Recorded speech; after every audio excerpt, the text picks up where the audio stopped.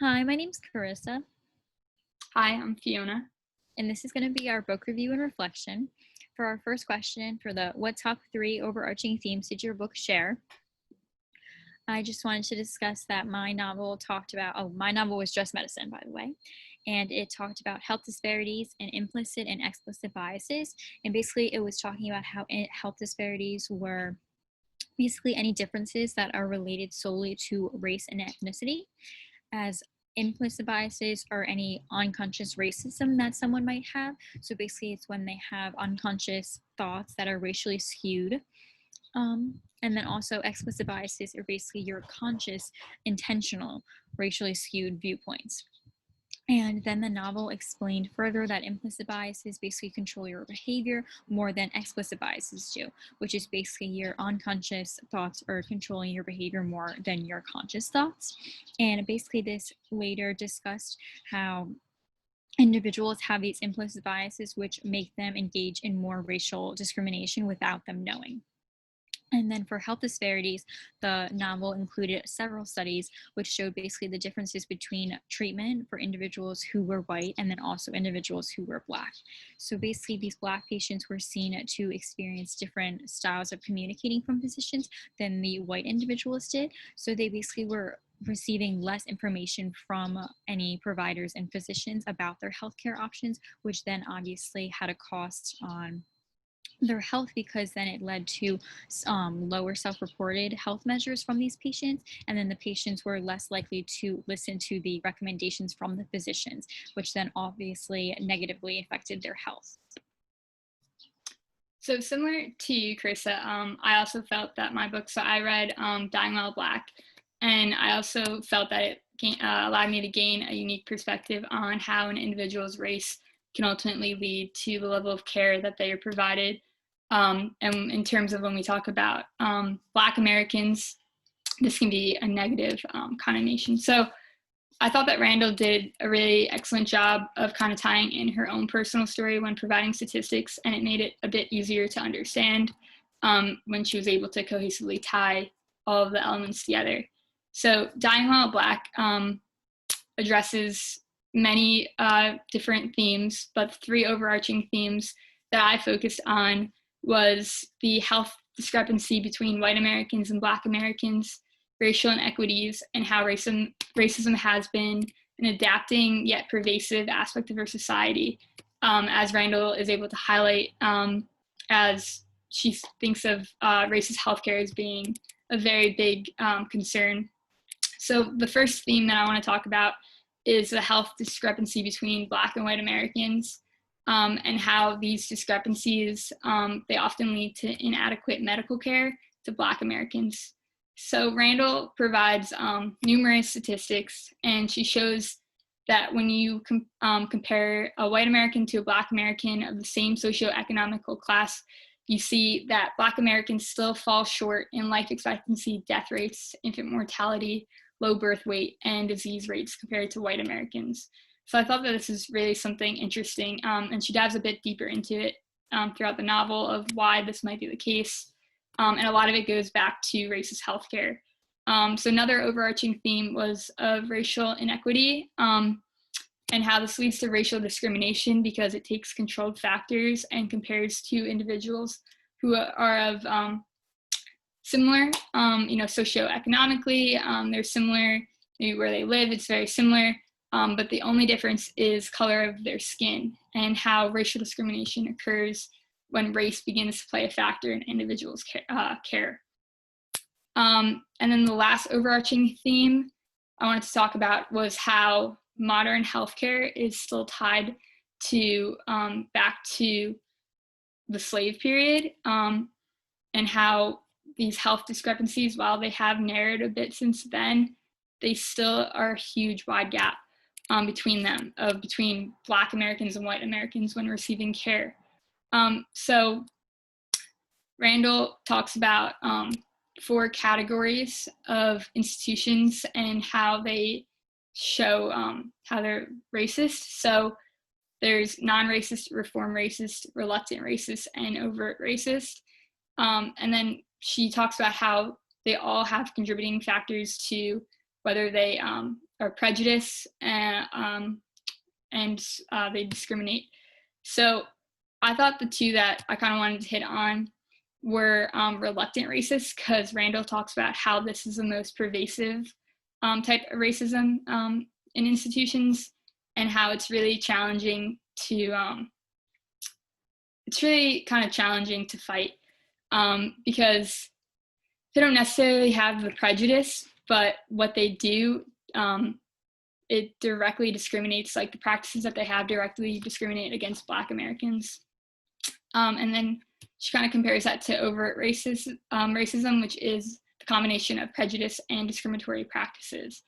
And I thought this was kind of important to note in an overarching theme, especially when she talks about racist healthcare, because when you think of overt racism, this might be something that you see, very clear to see, but when you talk about reluctant racism, this might not be something that you see, and might be kind of occurring almost on a subconscious level.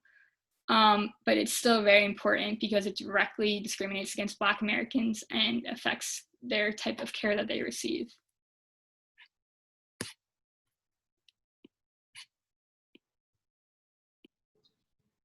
For the second question, which is by summarizing information from your books, what are some specific ways to improve health and welfare of individuals and populations of focus in the books? My novel talked about different interventions to basically reduce any bias that was from basically your implicit biases, which is your unconscious viewpoints, which will improve your health and welfare for any patients. So basically, this intervention included stereotyping, training, promoting counter stereotypes, and social and self-motivation. And then it went into further detail about each of these three different interventions. So the first one, the stereotype training, is basically to reduce any of your automatic activation of stereotypes. So basically that unconscious thought process, they were trying to reduce the viewpoints being automatic. And then for the second one, promoting counter stereotypes, it was basically by using any videos or pictures that basically helps reduce automatic stereotypes. So instead of just your training, you'd be using more visuals. And then lastly, for your social and self-motivation, it basically focuses on inhibiting any negative stereotypes that you might have. And then also self-motivating, which is basically to modify your behavior from those stereotypes, because we do not want to have those stereotypes, and that basically leads to preventing any negative race biases in the future that you might have. So with the book that I read, Randall actually proposed changes in 3 separate areas, and she directed it towards the government's policies and how the government kind of could shift this. And the 3 areas that she focused on were eliminating inequalities in disease, assuring access to quality healthcare, and then eliminating racial inequities in healthcare. And what I thought was important to note, that while Randall proposes these changes kind of on the government level, I thought that it was really important for us as future occupational therapists, and just as healthcare workers in general, to advocate for this. So by advocating for it, we can kind of get it higher up, where the government agencies can kind of create policies to protect individuals and provide healthcare in a equal kind of way.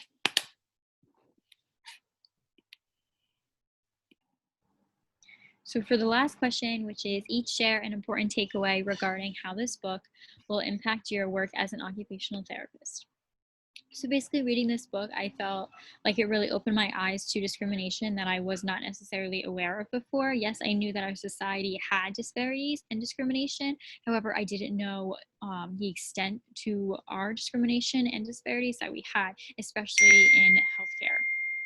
So, being a future occupational therapist, I will try to prevent any of the implicit biases that I might have, or if I know that my fellow coworkers might have, and basically eliminate any explicit biases that I see in my workplace, wherever I end up working.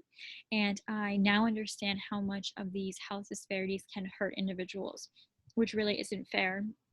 And being a future healthcare worker, I only wish to do what is best for my patients, regardless of race and ethnicity and gender. So I will continue to take this very seriously because I do not want to be part of any discrimination or a reason why someone has a health disparity and someone is negatively impacting their health. So, Chris, is similar to you. I had a very similar takeaway. I found that the biggest takeaway that I received from my book, kind of similar to how you put it, was just how little I knew about racism. Like you had mentioned, I obviously knew that racism was very pervasive in our society and a main concern, but I didn't realize how deeply rooted it was in society. And I feel like throughout reading this book, I learned about the distinct categories that racism falls into.